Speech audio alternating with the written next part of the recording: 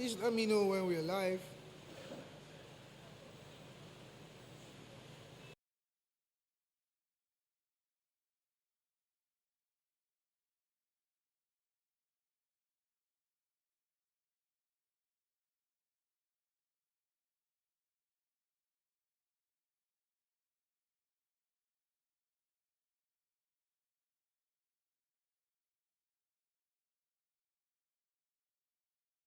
All right, good evening.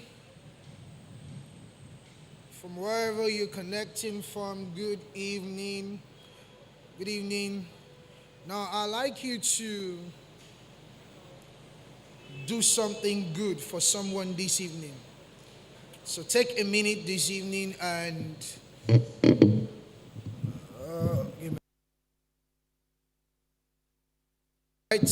all right, all right.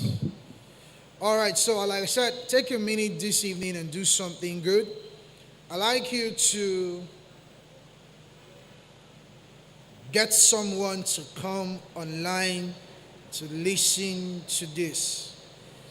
I'd like you to get someone to come and listen to this. Yes, it's that important. It's that important. Get someone to come and listen to this right now. It will be one of the most productive 30 minutes of your whole year. I'm confident of what I'm telling you. It will be one of the most productive 30 minutes of your whole year, as it were. So, do well to right now drag someone to join this broadcast. Drag someone to join this broadcast.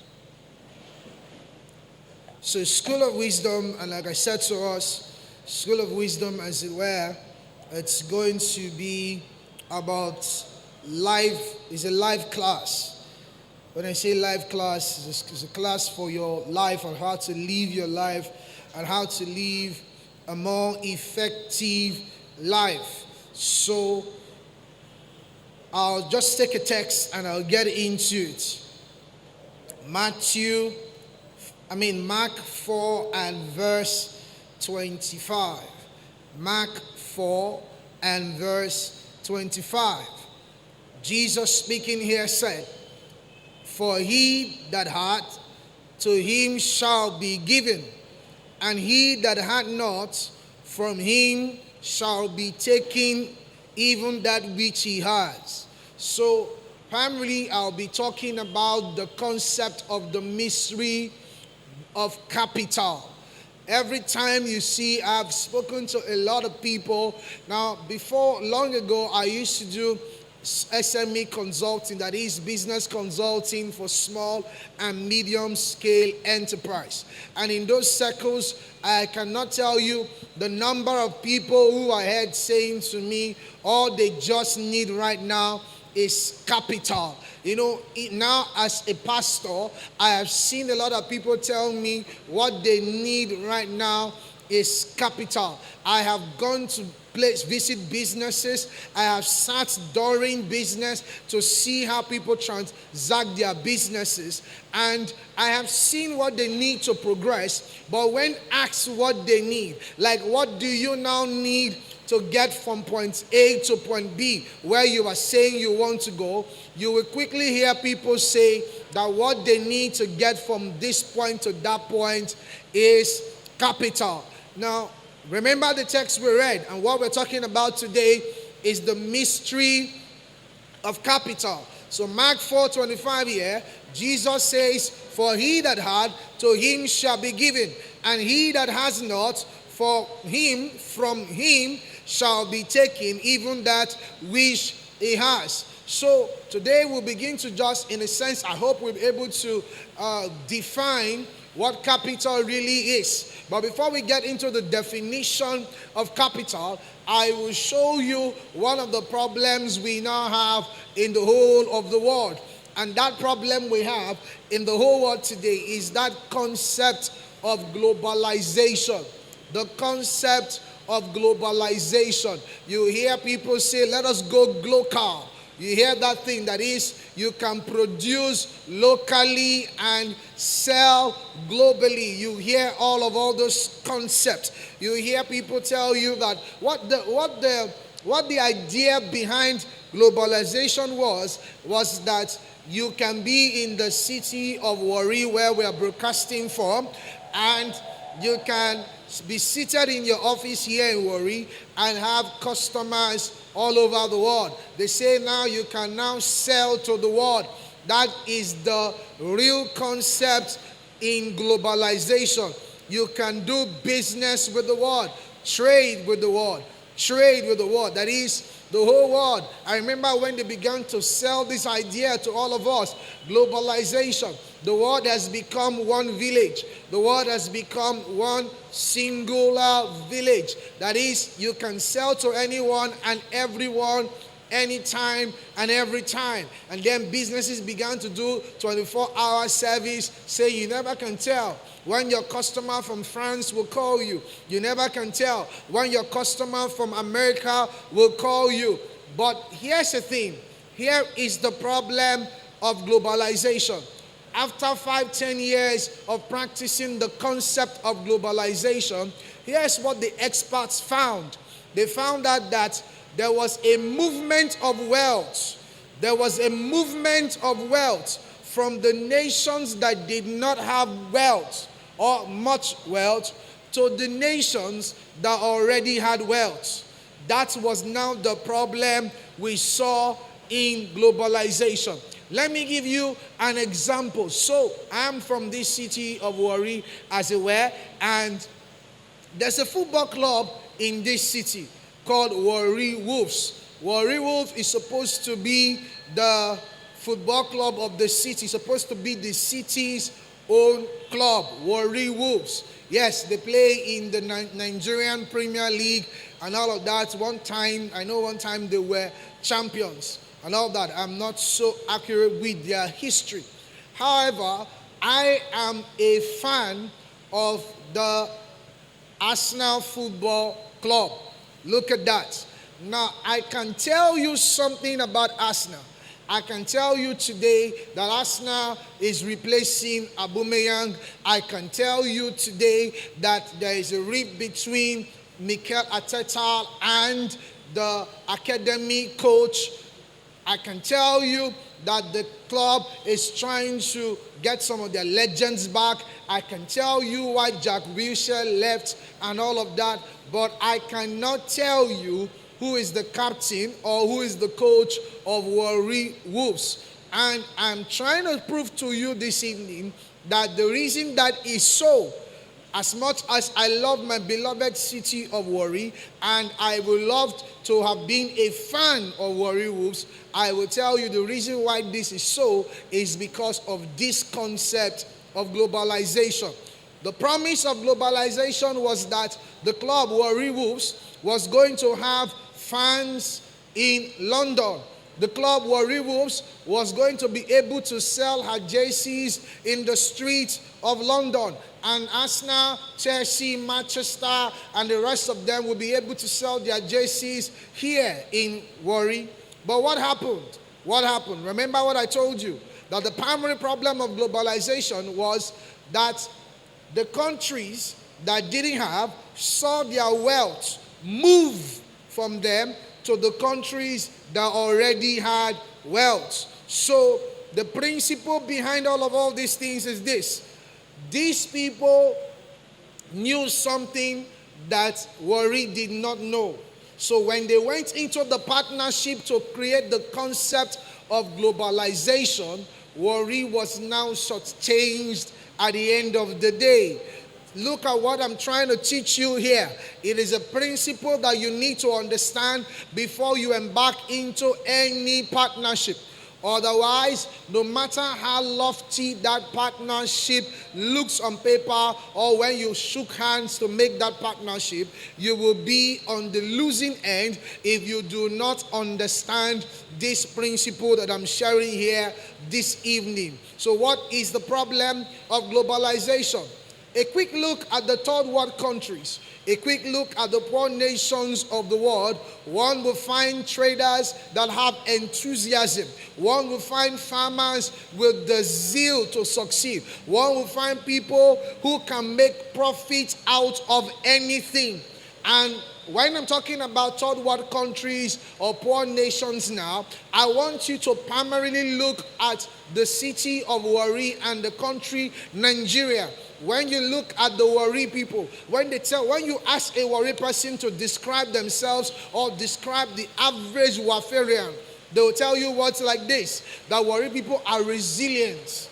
Nigerians are resilient. We are undieable. We'll survive anywhere. Warri people, we are survivors. They tell you these things. And if you really, really look, you will see that the average Warri guy can make something out of anything. He can go somewhere, and what seemed like nothing, he can create something substantial out of it. If you look through this city, which is a fine sample of this nation, you will find talented people at every corner. So, point being made, the problem here is not lack of talent. The problem here is not lack of zeal. The problem here is not lack of enthusiasm. In fact, we even understand how technology works. So we are not technologically shortchanged. We know how the concept of technology works. But the major stumbling block in this city is the inability to generate capital. Again, I repeat, the major stumbling block in this city is the inability to generate capital. Now you must get this and get it straight. Capital is that force that raises the productivity of labor and generates wealth for nations. Capital is that force that raises the productivity of labor and creates wealth for nations. So capital is a force that creates. Capital is the foundation of progress. It is, listen, this is one thing that many people do not understand. And it also implies that no matter how much activity you get into, no matter how much physical exhaustion you apply by yourself, no matter what you are involved in, what you do, what you carry with your hand, no matter the activity you do, if you do not understand this concept of capital, whatever thing you do that characterizes productive individuals, that is, you look at somebody who's productive and you look at yourself and you can tell that you are doing the same thing that the person is doing. Some of you have been in this place before, where you are able to just, you look at yourself, you look at that person, and you don't seem to see a difference between you and that person. Then you are seeing that it's what you are doing the person is doing. But the person is seeming getting better results, seeming to have better results than you are having. And then you are wondering, why is that person getting better results than you? Why is it so? When it looks like you are involved in every productive activity he is involved in, but he's having more results. This thing I'm trying to tell you tonight is this: regardless of the physical activities you do, if you do not understand how to generate capital, you are going to remain in the poor class. For example, if you look at the developed Asian nations, look at these guys. They are very technologically advanced. I'm talking about nations like Japan. I'm talking about nations like South Korea. You would see how that they are able to generate their progress on their own. That right there is the concept or the mystery behind the word capital. When you look at South Korea, you will see them making their own things. You will see Hyundai, you will see Kia, you would see that America as a nation even uses hardware from South Korea, because these people produce by themselves. They are self-sustaining. When you look at Japan, you begin to see things like Suzuki. You begin to see things like Yamaha. You begin to see the thing like that Miniso shop at the mall here in Warri. What you see when you enter into the Miniso shop, you will see that these guys, for everything you have, for everything the whole world has, they have their own version. They produce everything they consume. That right there is the concept of capital. You will see the Japanese people producing and manufacturing their own phone. When you look around here, you will see the opposite. When you look around us, you will see people bragging about using the most recent phone. People bragging about buying the most recent iPhone, that phone, or no phone. But the point about it is this: they are not making anything, they are only constantly consuming things. The challenge we're having here is that people do not have any sense of production. They do not have any sense of production. No inclination towards creation. This thing I'm talking about is first a mindset. And this is what is missing: the ability to generate capital from within. The sad reality is that in Warri, here, Nigeria also, and Africa at large, or if you even spread the look to the Middle East, what you would see is this. The statistics already show something amazing, and I want you to listen detailedly. When the expert look at cities like Warri, our nation Nigeria, Africa, and the Middle East at large, they found out that we already possess the assets required to be a first world nation. I said we already possess the assets required to be a first world nation. I'm going to tell you some statistics, and I want you to do the research. They are mind-blowing. They are mind-blowing. Statistics from the IMF shows this, that the savings from here and these regions I just mentioned, the rest of Africa and the Middle East, that the savings from places like this, they top all the foreign aids that have been coming to this region since 1945. All the coming aid put together that has come to Africa and the Middle East is not even, it says it's 45 times lesser than the savings of the poor in this nation. The savings of the poor in this nation.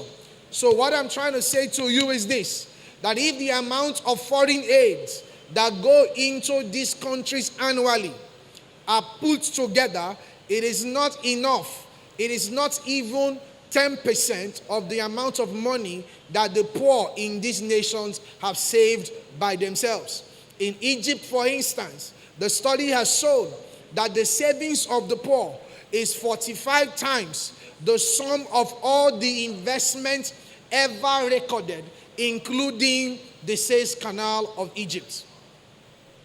Studies also show that in this place, when they check the people, when they check the money that the poor has, when they gather all the money that the poor has, remember Jesus said, gather the fragments. When they checked all these things, it was far more than all the investment the government of these nations and the foreign investors have brought into these nations. So the problem here is not money, because what they are calculating right now to get these statistics is the money in the hands of the poor. Money that is already in their hands. You know, when you ask this one on the road, in these same poor nations, like in this city, why haven't you gone to the next level? He will say, I need investors. When you ask this other one, he said, I need somebody to inject capital, inject money into my business. But when they were checked, right in their hands, they found more money in their hands than investors could ever have brought in the last 200 years. Follow these thoughts. We have enough assets in us, but we have not come to understand what capital really is or how to generate it by ourselves so that we can increase our productivity and now produce or generate wealth. Take note, this capital is not something that someone gives to you. Capital is a force that you generate by yourself. Only when you are now able to generate this capital will you be able to attract people to come and share in the wealth that you have kickstarted. Only when you are able to do this, independent of anybody else, will you be able to attract others to join in the productivity or the prosperity that you are generating. This is what Paul meant when he was saying in Galatians 2, 8 and 9. He said, when they saw the grace that was at work in me, and they observed that it was the same grace that was at work in the Apostle Peter, then and only then did they give me the right hand of fellowship. Meaning, when he showed that he as an individual was able to generate surplus, when he showed that there was a force that was working on his inside by himself, only then did James observe that this guy is working. And then the church now recognized him. The recognition you seek so that people will give you money, I am saying to you, it will come to you when you by yourself have been able to generate capital. And remember, I said this, capital is a mindset. Is a mindset. When researchers look at the poorest nation in the world, Haiti, they found something amazing. That the total assets that they had was 150% more than all the foreign investment, all the foreign aid that they have received since their independence in 1804. It will shock you to know that this nation I just labeled the poorest nation in the world received their independence before 97% of all the countries in the world. It's not about how long you've been independent. When we say Nigeria has been independent since 1960, and this year, for example, will be 60 years and all of that, it's not how long. I'm showing you a nation that had power before every country in the world. It will shock you. So, what really was not lacking in Haiti? What they found is this. Charity increased their sense of helplessness. Aids given to them by IMF, United Nations, America, and every other country that gives to Haiti increased their sense of helplessness. And it's happening in this country. We receive. Every time we fall into a ditch, while the world governments, while the nations of the world are trying to survive and get through and battle coronavirus, Nigeria has received millions upon millions of pounds and dollars to fight coronavirus. It's always about what we would get, never about what we would produce. So when this charity went into poor nations like Nigeria and Haiti, what now happened is this. Nations like ours, city like Warri, we are not able to document the capacity of our people to accumulate assets. We do not know how to gather statistics. We do not know how to measure productivity within our space. So what is happening is very clear. We do not know what we have. We do not know what we have. And a person that does not know what he has cannot generate capital. Jesus said regardless of what is going on the outside, regardless of the physical activity anybody is doing. It says, from him that has what he has, from him that has not, rather, what he has will be taken from him. And to him that has, more will be given to him. Mark 4 and verse 25 again. So it is important that we understand this principle of heaven when it comes to capital generation. God recognizes a man that can generate capital. And when God spots the man that can generate capital, God will take from the man that cannot generate capital whatever resources that was deposited in him, and he will give to the man that can generate capital. After Jesus multiplied the loaves, he told the disciples to gather the fragment. He was teaching them there a life lesson. And some of them didn't spot it then, and many believers today have still not learned the lesson. He said, gather it, gather the fragments. You saw how I started this surplus from something that looked like a fragment. Gather the fragments. When you are able to spot the value in fragments, then you now know how to generate capital. Again, you see, what I'm trying to do and what I'll be able to achieve today is define capital, and I've said it in different forms. I hope you have been able to pick it. When you are able to spot the value in fragments, in the littles, then you are able to generate capital. So I was explaining this to my carpenter. Interestingly, it rhymes, capital and carpenter. So I was saying to him, he works daily. We give him 6,000, 7,000 every day. But he never has money. He never has money. He never has money. Why? He had this concept in his head that money is when you are able to get 500 block at once, 600 block, 300 pian, 200 pian, and that's his mentality. So I said to him, there are not many people with an MSc degree in this city who make 6,000, 7,000 daily. The problem here is you have concluded in your heart that 7,000 is not money. 6,000 is not money. So, and because you have this conclusion in your heart, you have never been able to gather these 6,000, 7,000, 5,000 together to amount to anything good. So remember, if this is the definition you get it right. Capital is the ability for you to be able to identify the value in fragments. When I look around the city, what I see is a bunch of people who do not know what they have. And this is not very far from the church. This is not an idea that is alien from this ministry, Salt City. I see a lot of us who do not know what we have. We do not know what we have. You see, anyone you meet has something to offer. The lesson Jesus was telling them when he said, gather the fragments is, you see, that thing is something. Little is something. Little is something. That was a lesson Jesus was teaching them there. See, and if you are not taught this thing properly, you will come to think that you have nothing to offer. You will come to think that your only way up is when somebody from the outside, somebody already up, picks you up.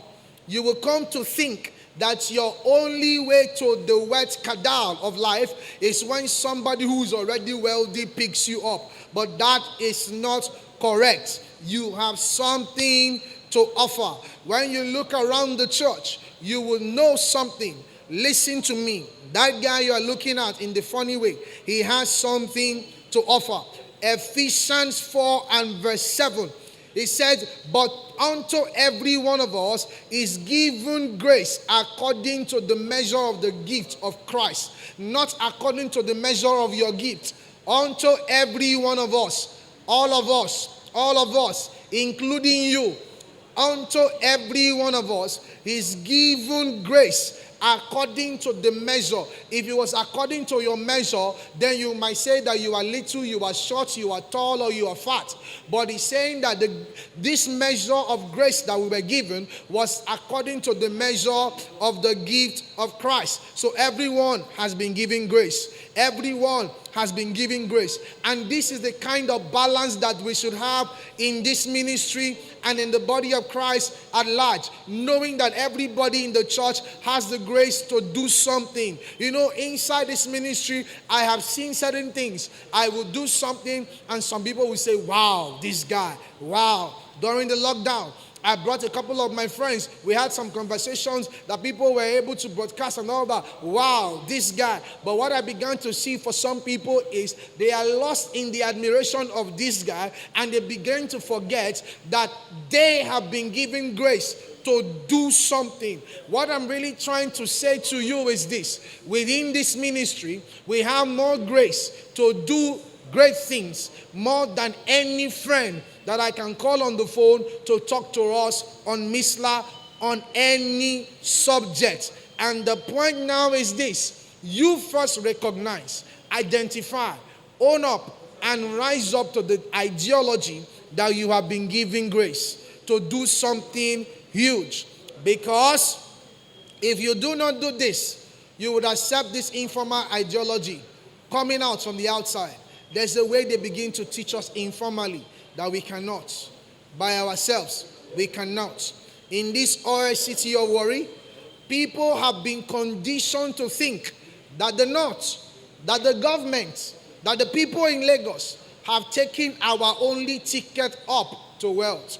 That they took our oil, and because they've taken our oil, they have taken our ticket to wealth. I will tell you something, that London, or England as it were, has the most stable economy in the world. Take note of what I said. The most stable economy in the world. They do not have oil, and they do not produce things like you can produce from here. They do not have these raw materials. The things that used to come out from England was London dry gins and cigarettes. Listen to me. It's not about natural resources. It is about mental resources. So once you begin to accept that there's nothing you can do except things that come on the outside, then you do not understand how progress is made across the world. Look at Japan. They think of themselves differently. They build a city that is all glass. They don't import. They don't want to do this thing. Anything they admire out there in the world, they start to think of how they can produce it. Jesus said, if any man thirst, let him come to me, and out of his belly shall flow rivers of living waters. So the research have shown that people are carrying out things wrongly because they are carrying themselves in a defective form. They hold themselves in a defective form. The same thing is happening in the church. People are carrying themselves in a way where they think that they are not enough. And the moment you think that you are not enough, the moment you have accepted the ideology that it is just better out there, then you do not and will not be able to generate capital. So is the way people think of themselves. They think so defective of themselves. There's just something wrong in the thinking. They think of themselves as not being able to. They think they just cannot. They find it difficult to accept that there's something about them that is special. Listen to me. If you cannot just accept this thought that you have a force on your inside, you can never generate capital. In the course of these Mondays, I will show you the mystery. I will break the revelation of Jesus breaking 5 loaves and feeding 5,000 to you. And I will show you that right in that story of Jesus feeding 5,000 men minus women and children, right there is the mystery of capital. Right there is the misery of capital. And if you really are somebody who's committed to your personal development, I will give you an assignment. Go and study that thing. Go and study that thing. But as we begin to round up here, I'll tell you this. Capital is not money. Capital is what produces money. Capital is not money. Capital is what produces money. Capital is the unseen force that increases the productivity of a man and makes that man to generate wealth. It is the unseen force that increases the productivity of a person. And once that productivity increases, then that person will be able to generate and gather wealth. That is why people say, when people begin to say, I need someone to give me capital, they are saying the wrong thing. Capital can never be given to you. The man who has generated capital in that space can now get people to bring money into his business. Listen, it is the man who has generated capital that will be able to get people to bring money into his business. And let me share one final thought about people bringing money into your business with you before we go. Listen, when you do not generate capital and you attract money into whatever you are doing, you become a slave. I would repeat it because these are life principles. When you do not generate capital before you get money, beg, borrow, or tell someone in a sense to come and invest into your whatever, your establishment, you become a slave. This is what Paul was teaching in Galatians when he said that which is born of the flesh always tends to bondage. That which is born of the flesh always tends to bondage. So if you do not generate capital and you're trying to get money, chances is that you will receive money, but you will not become a prisoner and you will be toiling all your life away for that money. If you generate capital and get money, what would now happen is you would have what they call a sense of liberty and freedom. This is the story between Ishmael and Israel. It is inside that Galatians 4. Do well to study it for yourself. What you look about it is this. Ishmael looks like Isaac. They were both sons, but one was tending towards bondage and the other was moving the promise from one generation to the next. While one was tending in towards imprisonment, he was going to cause a form of toil and bondage and problem in the home of Abraham, while the other one was bringing joy, causing laughter and producing wealth. So what I'm trying to do by bringing this analysis between Ishmael and Israel to you is this: you will get money if you do not generate capital on your inside. So it will look like what the other man who has generated capital has. So the two of you will get 1 million naira each. But guess what? If what you did was to rigmarole your way into 1 million, you begged, you borrowed, or you wrote some paper to the bank and all of that, or somebody invested. If you have not generated capital, that 1 million becomes a rope in your neck. Every time I have done this research, it has happened to me, and I have seen it as a business consultant and as a pastor. People in that category, when they get that money, the money is hard to pay back. The money is a problem, and I've even seen people lose their business to that kind of money. Are you hearing what I'm saying? But the man who has generated capital is the man who will not even need a collateral to get money when he needs money. So if you do not generate capital and there is an influx of money into your business, you will become a prisoner. Sometimes you now become a prisoner to the person who brought that money into your business. You will now become a worker for the person. You see yourself toiling for that person. So what you have to do is first generate capital. Is to generate capital. If you allow friendships into your space because of what you think you might gain from that friendship, you have sold your soul. And this is because you have the inability to generate capital from within yourself. And that's how you now have friendship where you cannot express your true thoughts. You now stay in friendship where it looks like you are being oppressed. It's because you are there because of what you thought you might get. And you were in that kind of space because you see yourself as inadequate. Too many people are in circles where they have no liberty of self. And they will claim whatever reason they're claiming because people lie to themselves. If you are in that circle where you have no liberty, you should understand that you remain in that circle for a selfish reason. You remained in that circle because of something you think you would get. But that is not the real problem. The real problem is you are getting that thing from that imprisoned circle because you didn't think you yourself would be able to generate that thing without that circle. Because if you are taught that you could get that thing without that circle, you will not be in that suffocating friendship, relationship, or courtship. So, not many people would know that they think that they are inadequate.